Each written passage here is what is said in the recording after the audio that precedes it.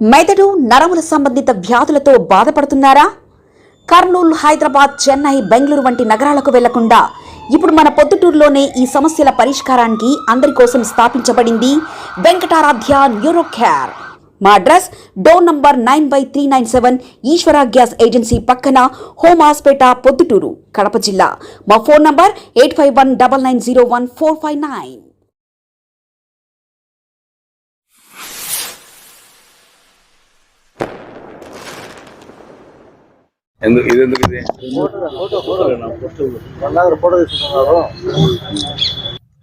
గత కొద్ది రోజుల నుండి గోపవరం వైస్ ప్రెసిడెంట్ దాని గురించి మాజీ ఎమ్మెల్యే గారు ప్రసాద్ రెడ్డి అన్న గారు పదే దాని గురించి ప్రెస్ మీట్ పెట్టడం జరిగింది. అన్న ప్రసాద్ రెడ్డి అన్న, నీ ఉనికిడి కోసం ఆరాటపడుతున్నావే తప్ప గతంలో నువ్వు అధికారంలో ఉన్నప్పుడు ప్రొద్దుటూరు నియోజకవర్గం మొత్తం పోలీస్ డిపార్ట్మెంట్ అయితేనేమి, రెవెన్యూ శాఖ అయితేనేమి, రిజిస్ట్రేషన్ శాఖ అయితేనేమి నీ కనుసన్నల్లోనే జరుగుతున్నది. ఎక్కడే కానీ ఎవరు పోలీస్ స్టేషన్కి వెళ్ళాలన్నా, రిజిస్ట్రేషన్ ఆఫీస్కి పోవాలన్నా, ఇంకా ఇక్కడ ఉన్నటువంటి ఎంఆర్ఓ ఆఫీస్కి పోవాలన్నా కూడా నువ్వు ఫోన్ చేస్తేనే పనులు అవుతున్నాయి. అలా పెట్టుకొని నీ కబందాస్తాలతో ప్రొద్దుటూరుని పెట్టుకొని ఈరోజు పెద్ద ఆయన అంటావు, నువ్వు విమర్శిస్తున్నావు ఏదో జరిగిందని చెప్పి. అసలు అవసరమా ఇది?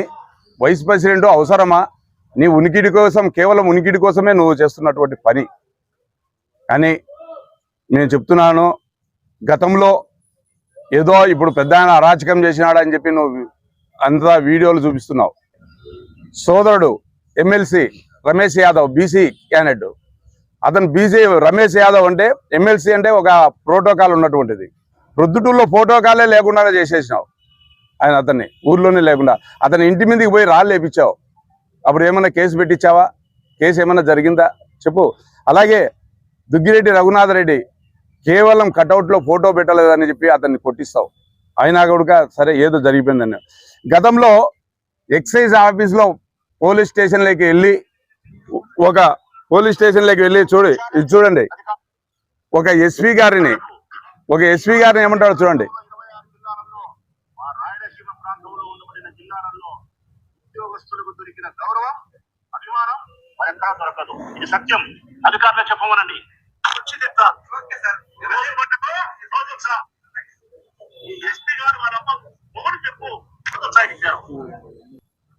నువ్వు చేసే ఒకటి న్యాయము, వేరే వాళ్ళు చేసే అన్యాయమా? అసలు ఏందన్నా నువ్వు ఏం మాట్లాడుతున్నావో అర్థం కావడం లేదు. కావున రాఘవ వైస్ ప్రెసిడెంట్ క్యాండిడేట్ నీ తరఫున, గతంలో వైస్ ప్రెసిడెంట్ ఉన్నాడు, దిగిపోయినాడు, దింపినావు. అది ఎన్ని డబ్బులు ఏం జరిగినాయో, ఏం కథ జరిగినాయో మాకేమైతే తెలియదు. మొత్తం లాలుచిపడి ఆ డబ్బుల మీద వ్యామోహంతోనే నువ్వు దింపింది. దానికోసమే మళ్ళా ఎక్కించా అనేది నీ ఉనికిడి కోసం అతను ఎక్కించి ఏదో చేయాలని చెప్పి చేస్తున్నావు. ఆ రాఘవ నా కాడికి వచ్చి పదే చాలా సూళ్ళు బాధపడినాడు నీ గురించి చెప్పి. అయినా అది నాకు అనవసరం. అట్లాగే నువ్వు వస్తాం మా పంచాయతీ, కొత్తపల్లె గ్రామ పంచాయతీ, మేజర్ గ్రామ పంచాయతీ, 20 వార్డు నెంబర్లు ఉన్నటువంటి పంచాయతీ. 20 వార్డు నెంబర్లకు నేను కష్టపడి, నేను ఖర్చులు పెట్టుకొని 17 వార్డు నెంబర్లు గెలిపించుకున్నా. 17 వార్డు నెంబర్లను అత్యధికమైనటువంటి మెజార్టీతో గెలిపించుకున్నటువంటి ఏకైక వాళ్ళం మేము. అలాంటిది నువ్వు గడిచి ఒక 5 నెలలు 6 నెలలు సజావుగా పంచాయతీ జరిపించావు. మరి నీకు ఏం మనసులో పడిందో ఏం కథో. ఒక్కొక్క వార్డు నెంబర్ను 8 లక్షలు ఇచ్చి కొన్నావు. ఆ 8 లక్షల డబ్బు ఎవరిదో తెలుసా? ఆటో నగర్లో ఉన్నటువంటి, కొత్త ఆటో నగర్లో ఉన్నటువంటి వారిది. ఆ డబ్బు తీసుకొని వచ్చి నన్ను వాళ్ళని కొన్నావు. అది నీకు న్యాయమేనా? 13 మందిని కొన్నావు. ఏం చేసుకున్నాను? ఏం చేసుకోలేదు. అలాంటిది నువ్వు చేసి ప్రతి ఒక్క పని నువ్వు చేస్తూ ఎదుటి వాళ్ళను మాటలతో చెప్పాలని అంటే మాటలు ఎంతవరకు వింటారన్నా? విని ప్రొద్దుటూరు ప్రజలు వేసారిపోయినారు. అవునా? ఇవన్నీ మంచిది కాదు. ఏదో అనుకుంటున్నావు, ఏమో ఇదిలే అని. ఏమి కాదు. అధికార పార్టీలో ఉన్నప్పుడు నువ్వు చేసినటువంటి అరాచకాలు ఇట్లా చెప్తే చూపిస్తే కాదు, సీరియల్ ఉన్నాయన్నా, సీరియల్ ఉన్నాయి. అవునా? నువ్వు ఇకనైనా ప్రొద్దుటూరు ప్రజలకు ఏదో మంచి చేసి బాగుండాలని చెప్పి ఆవేశం మంచిది కాదు. నువ్వు ఆలోచన ఉంది, ఆలోచన మంచిగా ఉపయోగించి ప్రజల కోసం పాటుపడు. ఏదో అంటున్నావు, బచ్చల పుల్లయ్యను నోట్ చేసుకున్నా, వాళ్ళ కొడుకును నోట్ చేసుకున్నా, కొండారెడ్డిని నోట్ చేసుకున్నా, పెద్ద ఆయనను నోట్ చేసుకున్నా అన్నావు. వీళ్ళందరం కలిసి అందరూ నిన్ను నోట్ చేసుకునే టైం ఉంది కదా. నిన్ను చేసుకోలేరా? అందరూ నిన్ను నోట్ చేసుకోలేరా? ఇప్పుడు అందరూ ప్రొద్దుటూరు నియోజక ప్రజలందరూ నిన్ను నోట్ చేసుకునే కదా ఇంటికి పంపించి ఇంట్లో కూర్చోబెట్టినారు కదా. ఇంట్లో కూర్చోబెట్టినారా లేదా?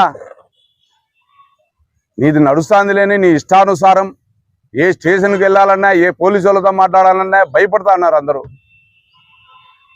అలాంటి భయభ్రాంతులను సృష్టించి చేసి కాలం గడిపినావు. అలాంటి ప్రజలు తెలివైన వాళ్ళు, మంచి తెలివైన వాళ్ళు, ఎవరినైతే ఉంచాలా, ఎవరినైతే తీసేసేయాలా అని చెప్పి కరెక్ట్గా చెప్పి చేసి ఇంట్లో కూర్చోబెట్టినారు. నువ్వేదో అంటున్నావు, గతంలో అన్నావు, నేను ఉన్నంత వరకు ఈ ప్రొద్దుటూరు నియోజకవర్గంలో శాసనసభ్యునిగా ఉంటా, నా తర్వాత నా కొడుకు ఉంటాడని చెప్పి ప్రగల్భాలు పలికినావు. ఏది శాశ్వతంనా? ఏది శాశ్వతం చెప్పు? ఏది శాశ్వతం కాదు. రాజులు రాజ్యాలు అటాటి వినాయి, ఏమి కాదు. నువ్వు ఏదో ఇంటికాడ కూర్చున్నావు, ప్రశాంతంగా ఉండి ప్రశాంతంగా ఏదన్నా చూసుకొని చేసుకో. అనవసరమైన దాన్ని పెట్టి ఒక పంచాయతీలో వైస్ ప్రెసిడెంట్ దానికోసం ఇంత హంగామా చేస్తున్నావు. ఇది మంచిది కాదన్నా. ఇంకా ఏదన్నా ఉన్నా కూడా డైరెక్ట్ రా, మాట్లాడు. చూడి, ఏదో ఆవేశపడుతున్నావు, వీళ్ళందరినీ నోట్ చేసుకున్నా, వీళ్ళందరినీ ఏదో చేస్తాను, నాకు టైం వస్తుంది, మళ్ళీ నేను ఎమ్మెల్యే అవుతాను. ఏడవుతావన్నా? ఎమ్మెల్యే అయినప్పుడు చూద్దాంలేనా, కానీ లేనా చూద్దాం ఏమవుతారో, ఎవరు ఎమ్మెల్యే అవుతారో, ఎవరికైతే అవుతారో. ఇంకా 4 ఏళ్ళు పైన ఉంది, 4 సంవత్సరాల పైన ఉంది. ఇప్పుడే ఆరాట పడుతున్నావే, ఇవన్నీ ఏం కుదరవు. ఖచ్చితంగా ఇకనైనా నీ ఆవేశం ప్రజల మీద పెట్టి మంచిగా చూసుకొని చేసుకుంటే బాగుంటుందని చెప్పి కూడా తెలియజేసుకుంటున్నాను. నా ప్రసాద్ రెడ్డి అన్న, కొత్తపల్లె గ్రామ పంచాయతీలో ఏమైందన్నా? నువ్వు భంగపాటు పడలేదా? 13వ వార్డుకు ఎంతమందిని పోలీసు వాళ్ళని పెట్టావు? నా అధికార పార్టీలో ఉన్నప్పుడు దాదాపు 300 మందిని పోలీసు వాళ్ళని పెట్టావు. 4 5 మందినో డిఎస్పీలను పెట్టావు. సిఐలు ఎంతమందో తెలియదు, ఎస్ఐలు ఎంతమందినో తెలియదు. ఒక్క వార్డు నెంబర్కు అంతమందిని పోలీసు వాళ్ళని పెట్టించి నడిపించావు. కొన్ని కోట్లు ఖర్చు పెట్టినావు. ఏం చేసుకున్నావన్నా చెప్పున్నా?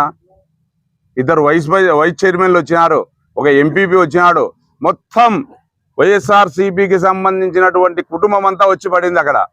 ఒక 1050 ఓట్లకు అక్కడ జరిగింది. 900 చిల్లర ఓట్లు పోల్ అయ్యాయి. 50 ఓట్లు, దాదాపు 49 ఓట్లకు మెజార్టీతో గెలిచాన్నా. కొన్ని కోట్లు ఖర్చు పెట్టినావు. ఏం చేసుకున్నా? ఆ రోజే నువ్వు ఓడిపోయినావున్నా. ఆ రోజే నేను ప్రజలు తిరస్కరించినారు.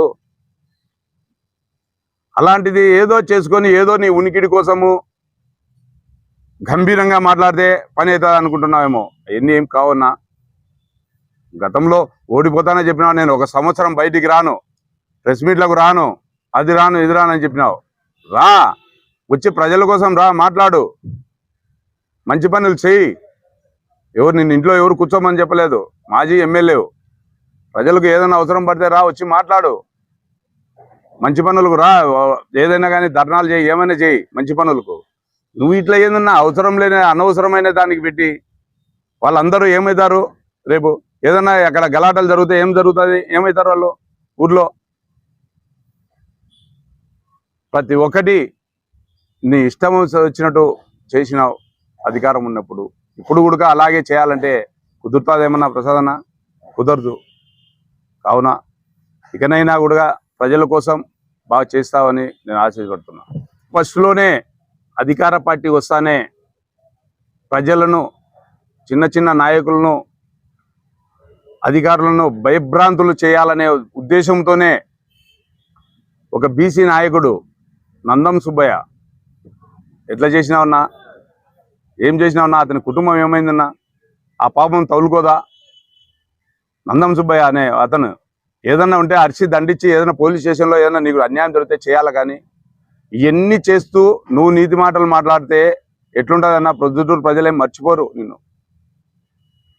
నువ్వు చేసేదైతే మంచి, వేరే వాళ్ళు చేసే చెడా. నువ్వు చేసిందంతా ప్రజలు ప్రతి ఒక్క అణువు తెలుసు ప్రజలకు. నందం సుబ్బయ్యది ఎంత ఘోరాతి ఘోరంగా చంపినారంటే అంత ఘోరంగా చంపినారు. ఆ పాపం ఊరికనే పోదు మీకు చెప్తున్నాను. ఇకనైనా ప్రజల కోసం పాటుపడు, మంచి కోసం పాటుపడు, మంచి నాయకుడు అని అనిపించుకో.